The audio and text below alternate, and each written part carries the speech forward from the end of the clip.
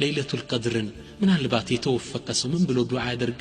እናታችን አይሻ ለነብዩ ሰለላሁ ዐለይሂ ወሰለም ምን ብለው ጠየቁ?